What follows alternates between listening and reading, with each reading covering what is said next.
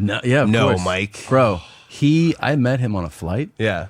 And he was a fucking fan of yours. it was a peculiar evolution where I had straight up panic about approaching him because I was like, I was listening to like old guys going like, "Hey, Mike, you remember 1987?" And he was like, "Yeah." Like just like I was like, "Oh, don't be like."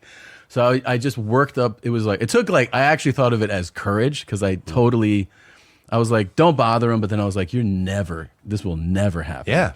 And I gave him, I reached into my bag, and at the time, I had one special out, and I had a DVD, and I gave it to him. And I was like, I'm a comedian. Yeah. And then he was like, cool, like, where are you going right now? I was like, we're both going to Pittsburgh. We're on a plane, So, like, that's what we're doing. And he was like, oh, like, where's your show? And I was like, it's at the Improv. And he was like, where's that? And I was like, I don't know, man. That's wherever the Pittsburgh Improv is. Like, I don't know the geography of Pittsburgh. And then he was like, oh, cool. And then he gave me a fist bump, and I was thrilled at the interaction. I was like, I had a moment with Mike Tyson. And then I sat down, and I'm just like, I'm literally like, my heart's racing, right? Because like, I felt like it took a lot just to say something. I was like, also kind of scared because I didn't know if he was going to be like, bitch, leave me the fuck alone, right? So I was like, ugh. And then I just feel this hand grab my shoulder, and he's standing above me. And he goes, yeah, I know who you are. And I was like, what? Wow. And he holds the DVD. He's like, this picture.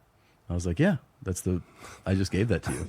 And so I was like, and then he leans down to my ear. This is almost like your oil thing. He leans down to my ear, and I'm like, what the fuck's he gonna do? And he leans down. He goes, I've been watching a lot of Netflix.